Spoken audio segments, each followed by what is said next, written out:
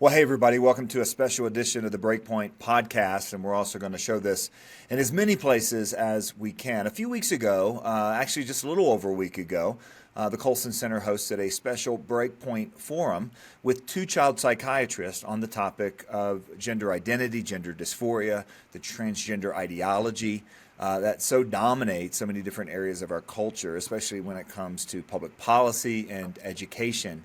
And one of the things we noted at that point is that at the beginning of 2023, a year ago, this whole thing seemed like a runaway train, almost unstoppable in all the different aspects of culture and life that it was taking over. And now, a year later, things feel different. There are cracks in this system. There are hesitations. There is a lot more, I think, attention being paid to real, what the real technological, medical survey results are saying in terms of what this ideology and the treatments associated do to people, especially to minors. And that's in no small part to Dr. Miriam Grossman. And we held that conversation about what we really need to know, the real facts about transgender ideology and gender dysphoria, and had a live audience. Over 3,500 people signed up. Several thousand there joined us in one form or another. And the questions were, well, two things stood out. First of all, there were so many questions we just weren't able to get to. And we wanted to get a chance to go back and get to as many of them as possible. And secondly, these questions, although they were asking details about the scientific, the medical facts, about what we actually know versus what gets just asserted in the name of gender ideology, and really thoughtful questions, but they were also really personal. And what's become clear is that there is a whole lot of people that are dealing with these issues on a personal level. So I asked Dr. Grossman if she would be willing to come back and address some of these questions head on. And thankfully, she agreed to do that. She is a child, adolescent, and adult psychiatrist, an author, an international public speaker. Her book, which I think has a lot to do with putting some cracks in this system, in this kind of ideology that seemed to be kind of running amok over our schools, our children, hospitals, and so on, is called Lost in Trans Nation, a child psychiatrist's guide out of the madness. So first of all, Dr. Grossman, thank you for being willing to come back on and tackle so many more questions. Oh, sure, John. No, I'm not surprised that there are many questions, so it's my pleasure. Well, there were questions on, really, I mean, we've kind of heard that the American Psychiatric Association, among other medical organizations, have changed their views on this issue in recent years. And just recently, a book was published called Gender Affirming Psychiatric Care, and the American Psychiatric Association calls it an essential textbook. And and this is one of the things that came up too in our time together, and I think it's worth pointing out again. You've shown a lot of courage, taking professional risks as a psychiatrist, reputational risks, and speaking out against this. But you and 5,000 others, that's got to be an encouraging number, have signed an open letter expressing concerns with the book. And so first of all, would you explain kind of what this book says, what it says about the American Psychiatric Association? And were you surprised that 5,000 colleagues were willing to join you? I mean, that's pretty great.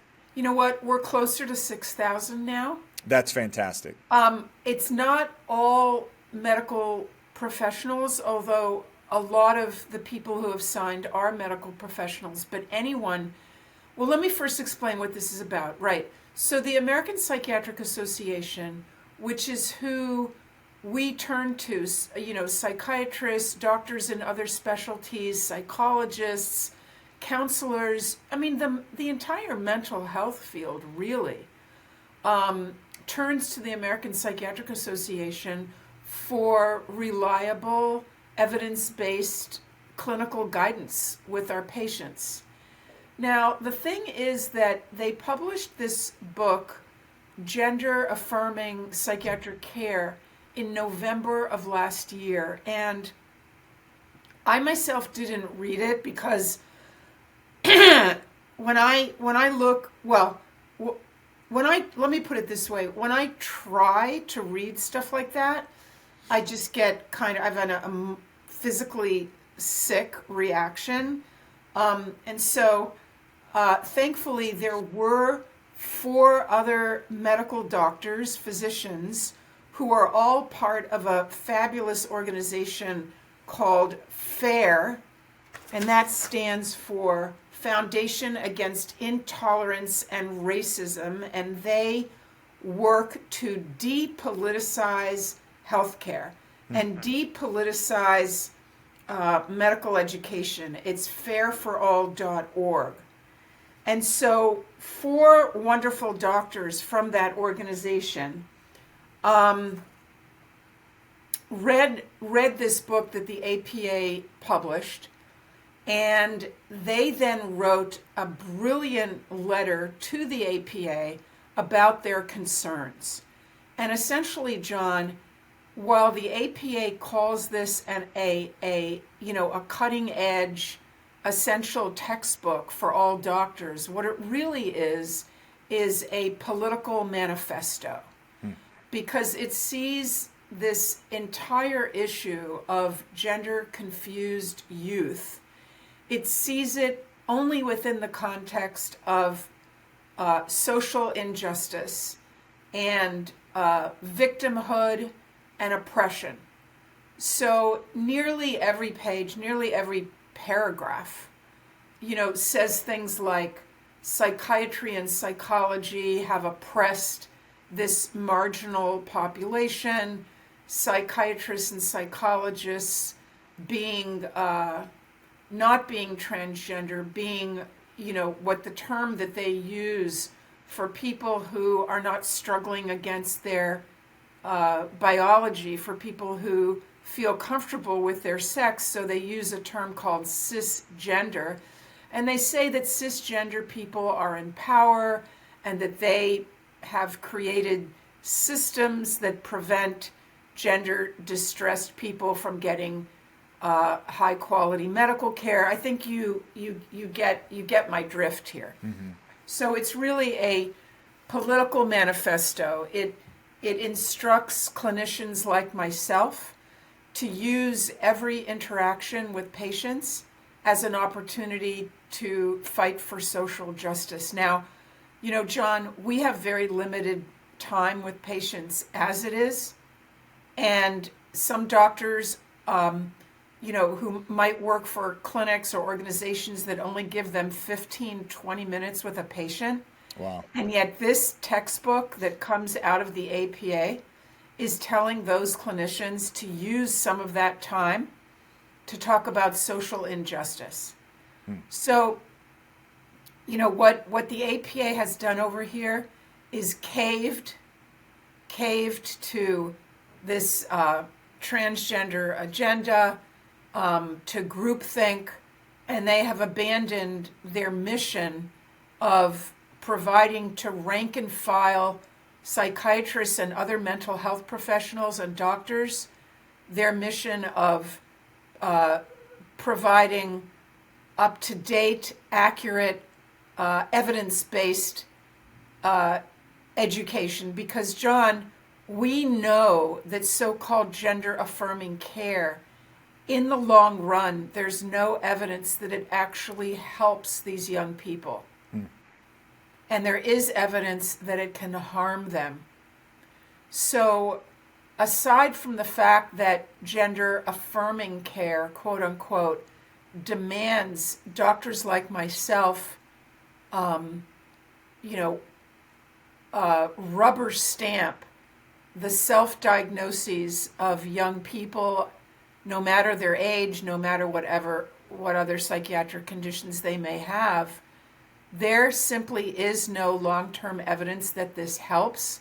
And that is why European countries, quite a number of them, have stopped or severely restricted the provision of gender-affirming care. So we have in Europe countries who are saying, no, we don't think this is helpful, we need more evidence, so we're not going to provide it anymore. And then we have the US and Canada that are going full steam ahead. Yeah. Yeah, the disparity is really remarkable, and the social pressure that parents in particular face, and that was the behind so much of the questions, so many of the questions that we got the other night, and even here, it struck me this summer hearing the testimony of a mom whose daughter had gone down this delusion path, and during the COVID lockdowns with additional social media exposure and all of that, and her response, as she was just telling her story, really, and her response to it just struck me as so courageous, because her mom was willing to say no. But she was saying no when everybody else in her life was saying yes. The teachers, her neighbors, even her husband was questioning her, her medical professionals, and they were saying, like, look, this is just it. What would you say to parents? And this is kind of an uber question behind so many of the questions here. What do you say to parents who have to make that choice of being the only voice in their kid's life, while there's so much social pressure to go along with this? Well, John, I'll say first of all that this is a complicated issue, because there are all sorts of kids, there are all sorts of families. We might be talking about an 8-year-old who just told her parents last week, or maybe talking about a 30-year-old who, is already medicalizing and taking hormones. So, I'm not going to give a cookbook kind of response, but I will say that, parents need to remain true to themselves. They should not be isolated. It can be extremely isolating, as you just mentioned. But now, as opposed to a few years ago, it doesn't have to be this isolating, because there's so much support that exists out there for parents. There are Facebook groups, support groups, and there are all sorts of groups, groups for parents of girls, groups for parents of boys, groups for adult parents of adult children.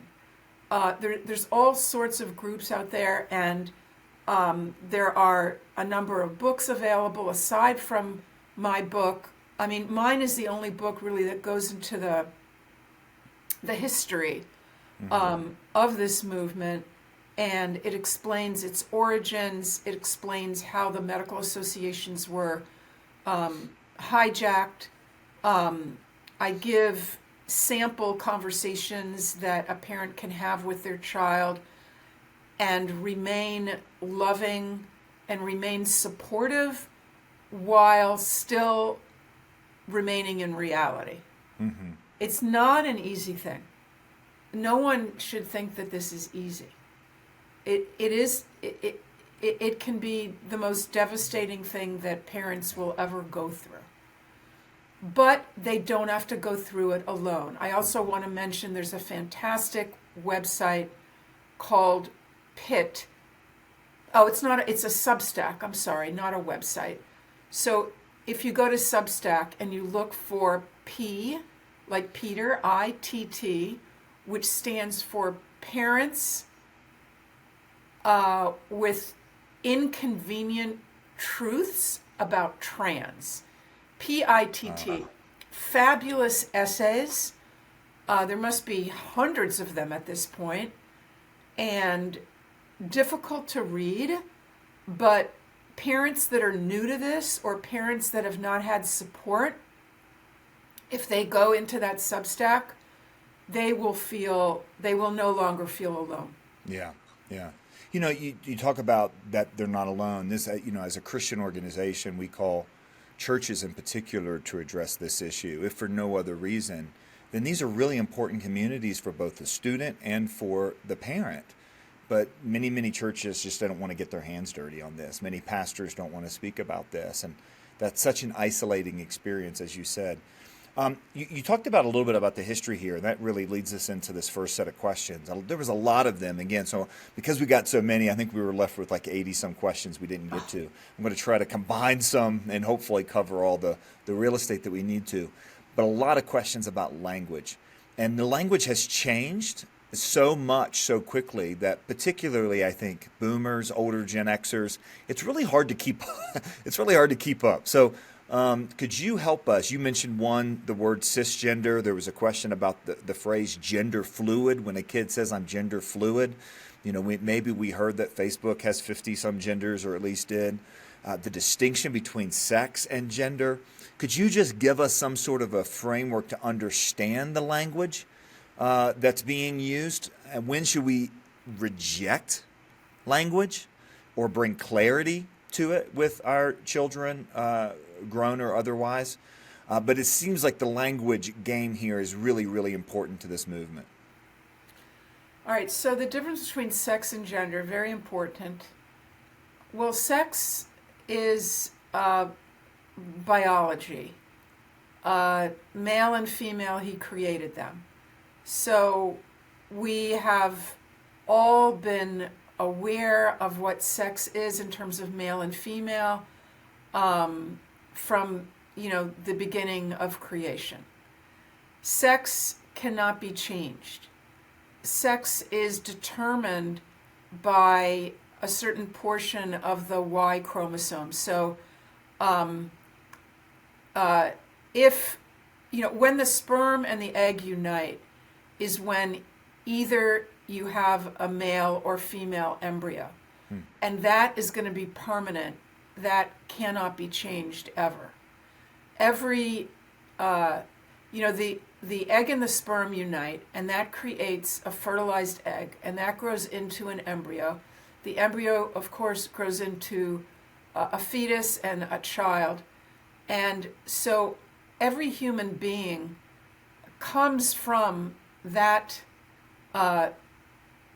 unity of the egg and the sperm. And so all our cells are based on what that original fertilized egg was. We don't, grow anything separate from that.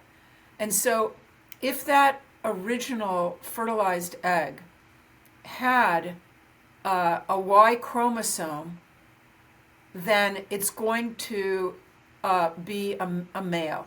Now, there are all sorts of variations. I mean, normally a female has two X's, a male has X and Y, but there are a whole list of possibilities. There's people who are XXXY, or people who, there's all sorts of possibilities. But if the one Y chromosome is present, you're going to be male.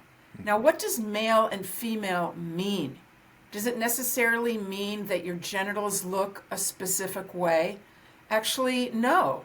What it means is that your reproductive system is organized around either the potential of producing sperm or eggs.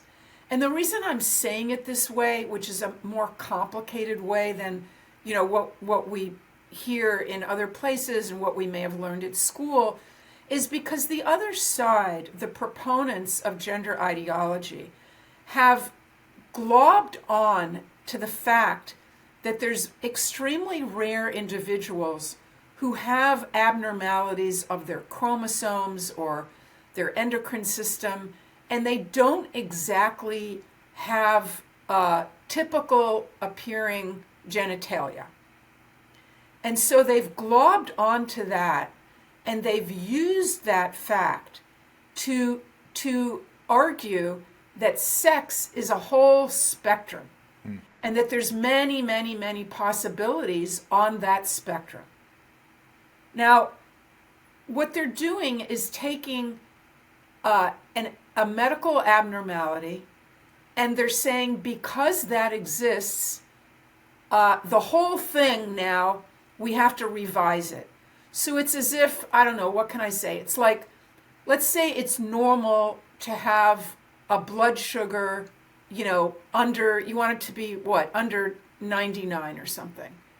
And there are people who have diabetes or other conditions, and their blood sugar can go way high. It can go up to it can go, through the roof. So what they're doing is they're saying, well, because there are people whose sugar levels are sometimes that high, well, then sugar levels are on a spectrum, and everything is normal. So this is a maneuver that's used, sort of an underhanded maneuver that's used to take science and what we know about male and female and to spin it so that it works for their argument. So can I jump in and ask a quick clarifying question here? So is there any other, and this addresses a question that was asked, comparing this to other dysmorphias like anorexia or eating disorder. Is there any other example in medicine where you normalize what is a medical abnormality, or you take someone's mental conception as being true while their physical makeup is not? In other words, is in this case is male and female and sexuality being treated completely different than anything else we do in medicine, or is there any other parallel here? That is really a great question. And it makes me think of how recently, I think last year, the definition of hypertension was changed. I don't know if you did you hear about that? I did not. Yeah, they changed the parameters for hypertension. So I would say that to a certain degree, yes, you may see that sort of thing, but not to the extent that we see it here, in which we're arguing, or the other side is arguing, that people are born in the wrong body and they need these aggressive medical interventions and surgical interventions to remove healthy tissue. That you do not see. Yeah, and it does seem too that there is a real push to let, you mentioned earlier the self-diagnosis, which seems to be a part of this as well, for younger and younger and younger people. So that, the key to understanding this, or the key to being diagnosed with this, is simply someone saying, yeah, I think I got this. Well, it's a self-diagnosis, but let me just say that I don't want people to be led to believe by what I said a minute ago, that there's anything like, no, in gender medicine is unique within medicine. That is for sure, in that we are looking at individuals who have so much distress about their bodies that they actually want to, they're counting the days until they can climb onto an operating table and have healthy tissue removed, and have sometimes what I would describe as quite ghastly surgical procedures performed on them that will impair, or they might be sterilizing, they might impair their ability to urinate, to have sexual pleasure. They can cause chronic pain and infections. And as I describe in the book, it's difficult to read, but the degree to which people are thinking that this will be the solution to their emotional problems. Yeah. That is unique, I would say, in gender medicine. And the degree to which the medical organizations and mainstream medicine is going along with it. Are they even enabling that sort of high expectation? Are they, Yes. Are they responsible, you think, for They that? are enabling. The book, I would say they are enabling it. And I'll give you an example. In the book that we were speaking about earlier, that the APA just came out with, and I do want to ask everyone listening, please, to sign the letter that's been written to the APA, calling them to be accountable. This is a dangerous so-called textbook, It's going to harm people. And in that book, for example, John, they argue that even being psychotic, which means when a person who's psychotic is not living in reality, they have delusions or hallucinations. And this book argues that that should not be an obstacle to accessing hormones and surgery. Being suicidal should not be any sort of an obstacle. In fact, they argue that the surgery may cure the psychosis, may cure the suicidality. We have no evidence whatsoever of that. Okay, so this is so helpful. Let's go then to the term gender, because you really walk through this is sex. Now, the term gender has a pretty recent history overall, and so how do you just rightfully distinguish that, and then get into like some of these other words, cisgender, gender fluid, things like that. Okay. Well, gender used to mean, gender originally was a grammatical term that, if you've studied French or Spanish or other languages, so their nouns are either feminine or masculine. So, like in French, the word for table, I think, is feminine. I don't know. I took like 12 years of French and I can't even remember any. I took 3 years in high school. I could not tell you which one. But what's interesting is most languages are gendered, right? Most languages have feminine words and masculine words. I think so. Or referentials, yeah. So that's what the word gender used to refer to. It was a grammatical term referring to whether a noun was feminine or masculine. Now, in the 50s and 60s, and this is, this, I'm just going to touch on it very lightly, but psychologist Dr. John Money came up with a new application for the word gender. And what he did is he said gender is a feeling that people have about being male or female. So it's completely separate from sex, and it's in one's mind. So it's like a psychological sex. And he said that his theory is that we are all born gender neutral. So we are all born, he said, with the potential of growing up to feel like a man or a woman.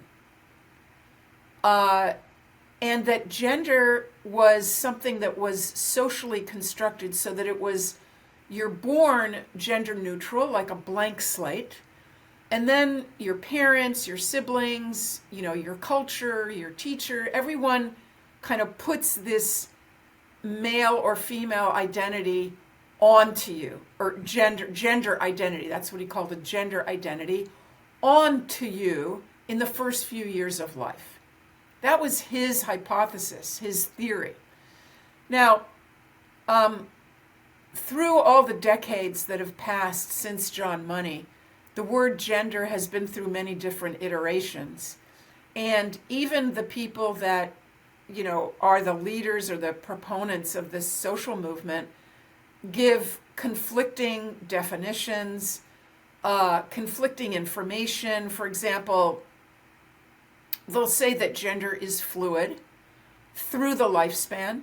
So you can have a 5-year-old or a 75-year-old realize their true identity. And, that should be, they're saying that should be honored, that should be respected. But you see, gender, it's fluid, but only in one direction. Excuse me.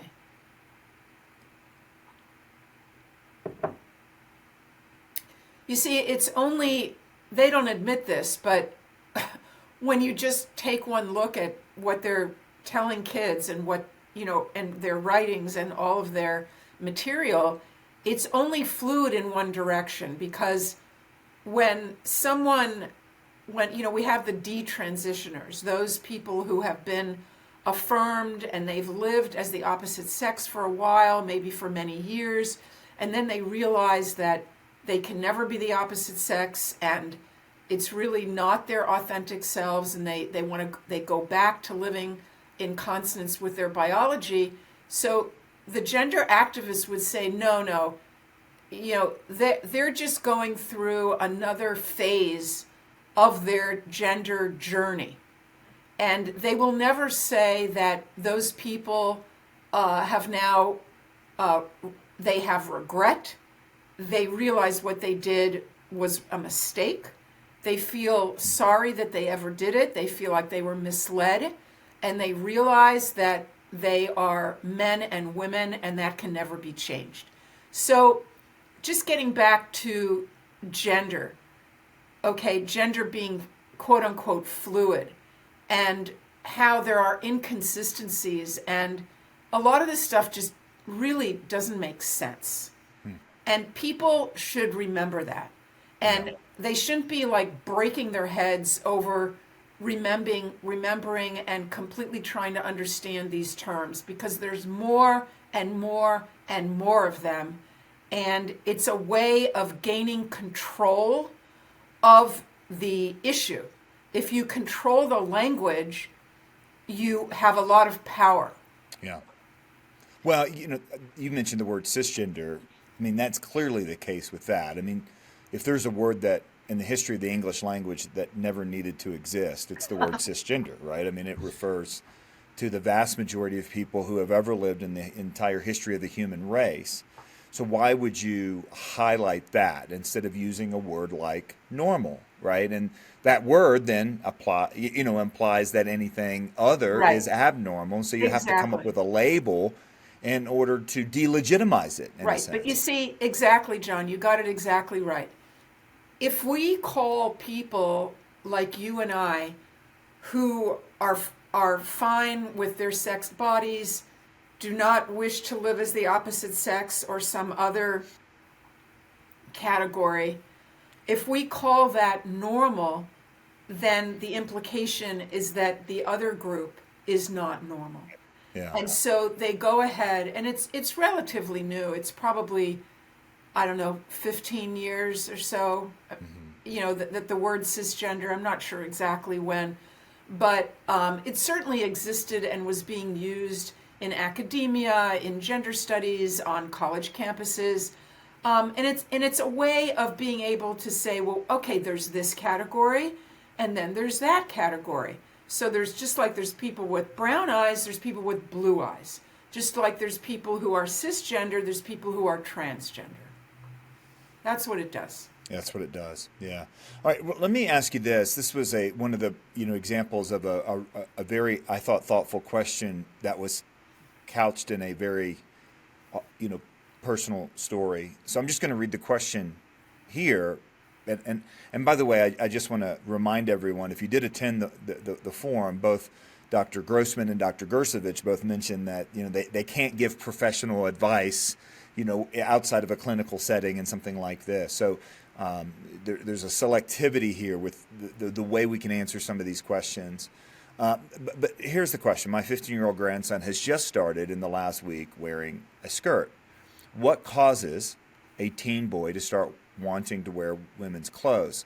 Social contagion plays a part, but what makes a kid susceptible to it? And there was a number of versions of this where we had talked about the correlation or the comorbidity of autism or other mental illnesses, but there's obviously a lot of other children who have not been diagnosed or don't seem to be really in a challenging situation, but it can happen in a hurry, and where somebody makes that choice, particularly as teenagers. Are there factors that lead to that susceptibility that you've noticed in your work, and maybe you could just help us understand as a way to maybe this can help parents at least take these issues more seriously with some of their children? Well, I would say, there's a lot of variability. There's everything from the autistic child who is very anxious socially, never fit in, has poor self-esteem, is a black and white thinker, is uncomfortable with their changing body, may have been sexually molested, and it may have been suggested at school that this is their issue. Maybe they have sensory issues. Perhaps there's so many possibilities, but that would be, one extreme, I guess, of a kid who is introduced to this idea and globs onto it and won't let go because they see it as the solution to their emotional problems. And then, all the way on the other extreme might be a boy who maybe has, more feminine stereotypes. See, I hate this because we have to get into stereotypes, and this is what this whole social movement forces upon us. But let's say you have a boy who is not your football player, who's interested in more what's considered feminine interests and feels more comfortable around girls, or perhaps he has a hard time identifying with the men in his life, or perhaps there is an absence of men, male models in his life. And, since he sees so much of this at school and in the culture, he might just decide, I just want to see what it feels like. And the other thing is that online, kids are really encouraged, both by adults, and this would be grooming, but by other kids to just try it, put on a skirt, put on a dress. Like, if you're wondering if you might like it, if you're wondering about your identity, just try it and see if you like it. So some kids might just be, putting their little toe in the water because it's kind of cool and edgy, and it might get them points at school with their friends. And a lot of boys, in fact, we know this, the parents have noticed it, and I've seen it as well. A lot of the boys have cheerleaders behind this. They have girls who they actually like, who they would like to have a romantic relationship with, but they don't feel, these are heterosexual boys, they're attracted to girls, but they somehow don't feel they have a chance with a certain girl, but the girl is interested in them as a friend, and the girl will put this on, like, try some makeup, try my high-heeled shoes, try my dress. And she will be his cheerleader. And so that's, the boy will go along with it, at least initially, because he sees it as the only way that he can get some positive attention from the girl. That's interesting. That because it, all of these scenarios are not new, right? Teenage boys who want a romantic relationship with a girl who puts them in the friend zone. That's as old as the tale of time. Very black and white, precocious little kids who, whatever. I don't, and tragically sexual abuse of children. But even though all those factors have been there throughout history, we had not seen that thing that you called and other people have called, for example, the social contagion aspect of this. So how much, do you think then a lot of the these scenarios that are, context for gender dysphoria would never turn into that if that option just wasn't an option for most. I mean, if you had never been on TikTok and had never seen this trend, and if, this had never been kind of a thinkable thought because of a child psychiatrist or a super aggressive LGBTQ plus educator, right? Because none of these scenarios are really new into the human experience, even the teenage John, experience. we're only seeing this in the Western world. That's important too, isn't it? Yeah. Yeah. Okay, we're seeing this in the Western world because of our culture and because all the kids have phones and social media and internet. Of course. Yes. We're seeing it in the Western world. That's really important, and where you are seeing it and spark up in the non-Western world, it's pretty clear where it's coming from, which is primarily the Western world being exported to these other places. And we're also seeing this, it's in the Western world that these major medical organizations are, caving in, like the APA with their new essential, quote unquote, essential textbook.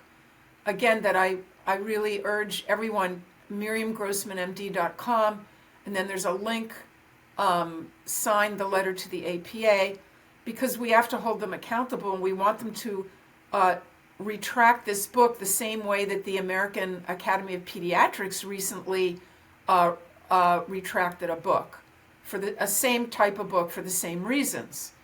But yes, this is a phenomenon of the Western world and Western medicine. So we talked about, just quickly there, the social contagion aspect. The other phrase that is thrown around, and this was asked in various ways by various questions the other night. I don't know if you saw this, Dr. Grossman. Some stories, 2 weeks after being dropped off at college, my son announces he's no longer a Christian and now a trans woman. My daughter went to work at Disney, and you get the sense that it's there as well. Certainly grandparents that are sideswiped by this, because this isn't something they were looking for, and yeah. So we have the social contagion aspect of it. Then there's also what's been called rapid onset gender dysphoria. Like, this happens in a hurry. Could you help parents who are in that situation kind of understand that side of this? But okay, of course, that's very important, and I devote a lot of space in my book to this phenomenon. Now, this skyrocketing of cases in the past 10 years or so, all of that is the rapid onset gender dysphoria. Okay, ROGD, rapid onset gender dysphoria. Now, that diagnosis is as opposed to what we used to see, for decades and decades. We always knew in psychiatry that there are extremely, extremely rare individuals, 1 in 30,000, 1 in 100,000, who have this intense feeling of discomfort about their sex. And we would see that in basically two populations. One was little boys, mostly little boys, who from the age of 2 or 3, nothing to do with social media, nothing to do with Disney. It would be some sort of internal thing that was going on with them, and they would insist that they're girls. Mm-hmm. And the other population that we always knew about were middle-aged heterosexual men who, after they're married and have their families, decide that they want to live their lives as women. And some of them are actually sexually aroused by cross-dressing, dressing in women's clothing. So these are different populations than what we're looking at now. Those parents that are listening to this, and the parents that listened to our original podcast together and that are asking you these questions, they're not talking, I would imagine, about children or grandchildren who from the age of 3 or 4 years old are, expressing, this incongruence. And they're not talking about their 50-year-old sons who suddenly want to live as women. They're talking about teenagers who, before, never had an earlier difficulty with their bodies. They may have been tomboys, but they never expressed, I am a boy, or I want to be a boy. I hate my body. I don't want to be a girl. I don't want to grow breasts. This current population of rapid onset ROGD kids generally do not have a history of gender dysphoria. To the contrary, many of them were very girly girls and typical boys. So, and that's why their parents are shocked when they make this announcement, and that's why we call it rapid onset gender dysphoria. So it is not inaccurate to say, and that's brand new. And this is not what we knew about in the past. This is not. Okay. This is new, and that's why we have very limited information, because we haven't been able to follow them for decades like we have the other. So the other group that I mentioned of mostly little boys, we have followed them over time. And we know that the vast majority of them, between 60 and 98%, depending on the study, are going to, by the time they reach young adulthood, they're going to outgrow the difficulty that they have with their sexed bodies.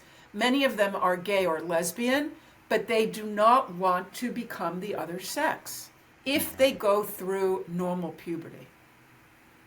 Wow. Okay.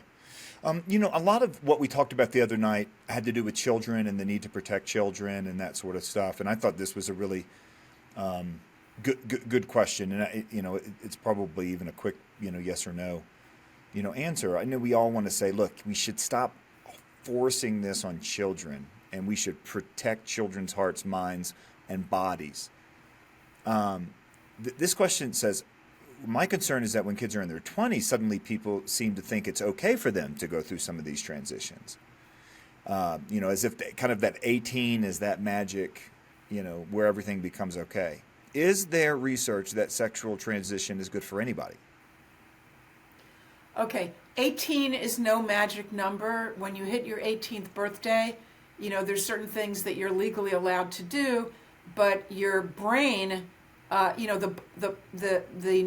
the nervous system, and particularly the brain, does not fully mature until the mid-20s. So, that's a very valid thing to think about. And many of the parents that contact me, their kids are turning 18 or over 18, and they're in a panic because now they can't, they've lost the control, or if they ever did have any control, over their medical care and, surgical interventions. Wow. So, this can be very scary. But going back to your question, what we know, the best research that we have is from Sweden, because they were doing these sex reassignment surgeries a long time ago. And the research that we have, now again, this is not like the current group of kids.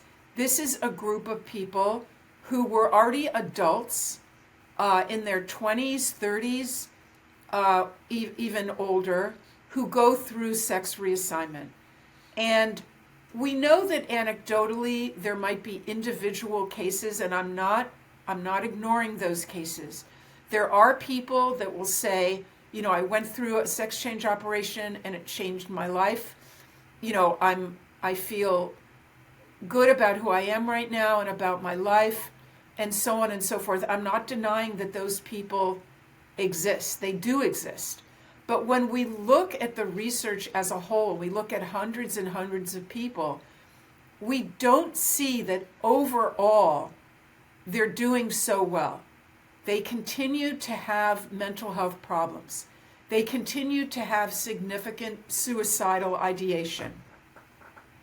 The study that's most often quoted shows that that group that underwent sex reassignment as adults had a suicide rate that was, when you compare it to the baseline, the rest of the population, was 19 times greater. So they continue to suffer. They continue to have substance abuse problems and other issues as well. So it doesn't look great. It doesn't look great, but I want to at the same time say that there may be individuals for whom it is the answer. We don't have a way of identifying those individuals before they go through the process. Yeah. What about, and this was a great question I thought too, because this is all over the place, where we're told detransitioners really don't exist. And you explained that a few minutes ago. What do we know about the rates of regret? Do we have any hard numbers on that? That was, I thought, a great question. They certainly do exist. And their voices are more numerous and louder by the day. Well, again, this is a new group, so we don't have that much data. I believe that the incidence of regret, from what we're looking at now, may be as high as 30%, but that is a conservative estimate. Now remember, John, that how do you define regret? That can have many definitions. The people on the other side of this want regret to be defined as someone who, goes back to their surgeon and announces that they're unhappy with the results and that they're going back to live as their original sex. It means that they completely stop taking hormones. It means that they go back and change their legal name. If they had changed it once, that they go back and change it back. So in other words, what is regret? I would argue that there are some cases in which people might continue, going through life as the opposite sex, but internally they're really struggling with that decision. Yeah. It's hard to go back after years and years of, telling your family, telling everyone that you know, begging the doctors, raising money, celebrating your surgery. It's hard to stand up and say, listen, guys, I was wrong. You were right. That is hard to do. Right. I mean, not to mention the physical anguish that'll be associated with it. Just that. There was a remarkable interview with someone on this topic, and they were talking about the challenge there with parents, right? Because, in other words, a parent who has allowed or encouraged or gone along with the transition for a child, if that turns out to be the wrong decision, they'll never admit that they were wrong. I mean, you just can't. It's like at that point you're saying you did almost the worst possible thing to your child you could possibly do. That is correct. And that is such an excellent point that I discuss in the book as well. You have to consider when parents go along with changing the name and changing the pronouns, so that's just the social transition, right? That's not medical transition, just the social transition, which we're told is respectful and it's supportive and it's something that's benign. You don't really have to worry about it because it's reversible. You have to understand that after a few years, if kids are doubting that they want to move forward with that, and they're thinking they want to change course and go back, what are they going to be? They're going to be thinking about everything their parent did for them, all the meetings with school, all the, it may have caused conflict at home. There may have been conflict between mom and dad, with the grandparents, with aunts and uncles. And now after all of that, I'm going to go back and say, whoops, I didn't really want that. We have to think about these things. Yeah. No, that's important. I feel like we've covered so many of these questions. I think in a way that hopefully hit as many of them as possible. There is one other area, and that has to do with the pronouns. And this was something you covered in particular right at the end of our forum the other night. And but what we often hear is that pronouns, and I think Dr. Gersovich did as well, but what we often hear is that, and you both said, you need to find ways to accept people that are struggling with gender dysphoria. You need to be able to welcome them into your churches and into your homes, and the further isolated they are, the further vulnerable they are, and these were all really important things. But we often hear, particularly from those who identify as transgender or one of these many new categories, that if you don't use my pronouns, you're not accepting me, you're not affirming me.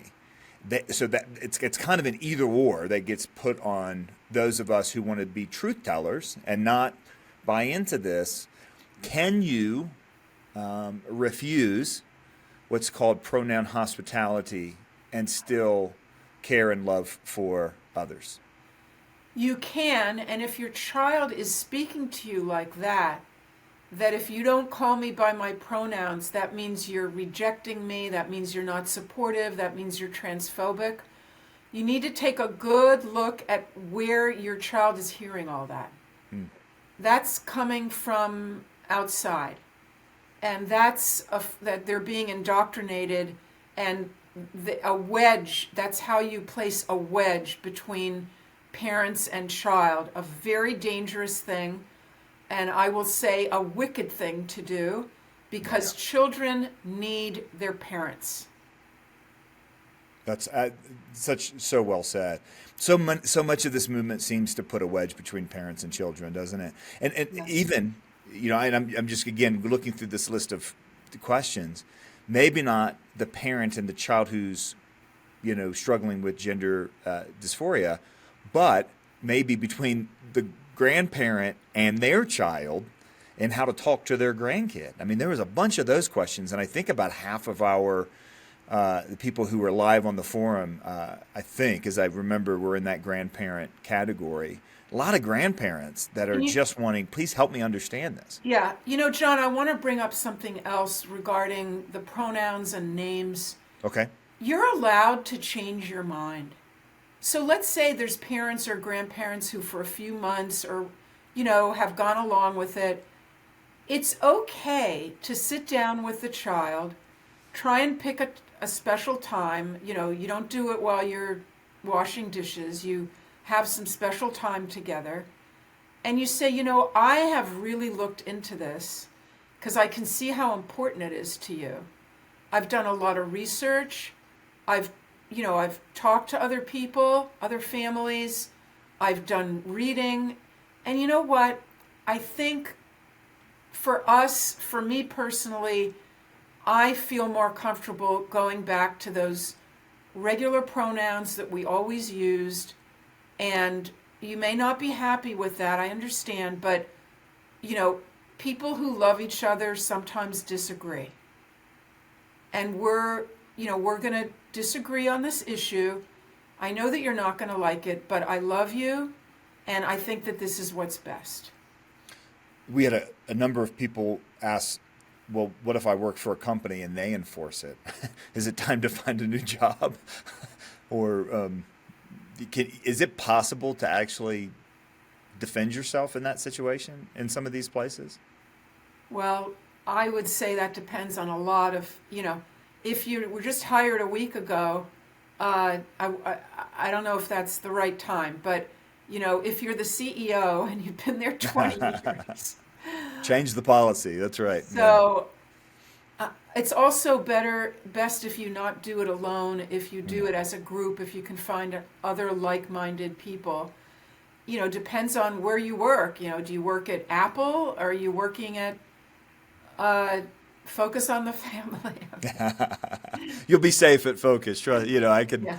I can vouch for those guys. Well, listen, please visit Miriam Grossman's website if you feel like we didn't quite get to. I think we covered all the big topic areas.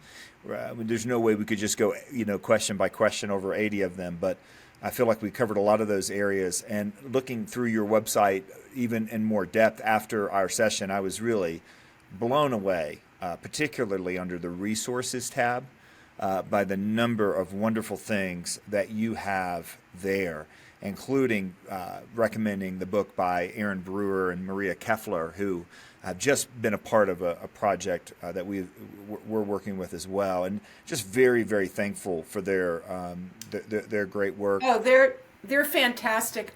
I also want to direct your listeners, your audience, to there's beautiful, beautiful books that have been written for children, little children, so that you can reach them with the truth and with healthy ideas before they're indoctrinated. And that's also on my site. If you go to the resource page, let me just make sure, just one second. Okay, resources. So if you scroll down and it says Books for Children. The realitybased-publishing.com. Oh my gosh, just go there and you will love these books for children, and they're in 7 languages. I just clicked there. I didn't know about these guys. One title is What Makes a Dog a Dog, and then the second title is A Dog Stays a Dog, which hint taken. Hey, if I could add to your list too, our friends Ryan and Krista Bomberger have 2 books too. One is called She is She, and the other one's called He is He.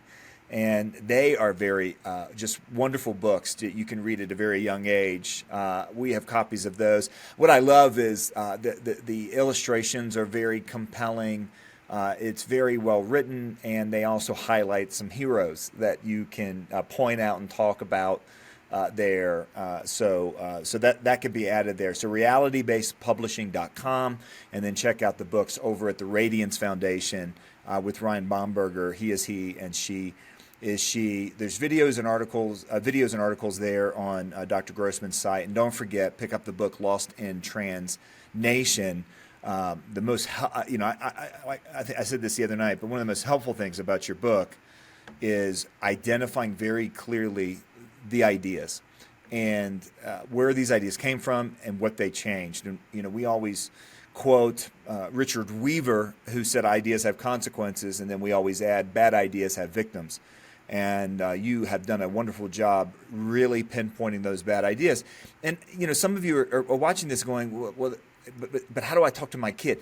You have to know these ideas. You have to know these shifts so that you can identify the wrong thinking in your child, in your grandchild, or in your coworker, and then in love, ask questions about those ideas, point those ideas out, and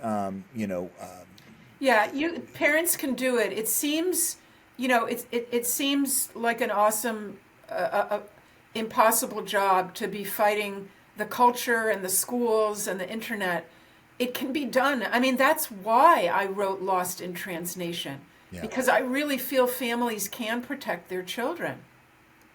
Well, we're grateful that you did, Dr. Miriam Grossman. Hey, thank you. You've given us more time than you needed to, and it's very, very helpful for our audience, and it's really helped me understand some things, much better as well. The website again is miriamgrossmanmd.org. Did I say that right? No, .com. Oh, it is a .com. Okay, miriamgrossmanmd.com. Dr. Grossman, thank you so much for joining us, and really appreciate you tackling these questions with me. Thank you, John. It's a great interview. Thank you so much.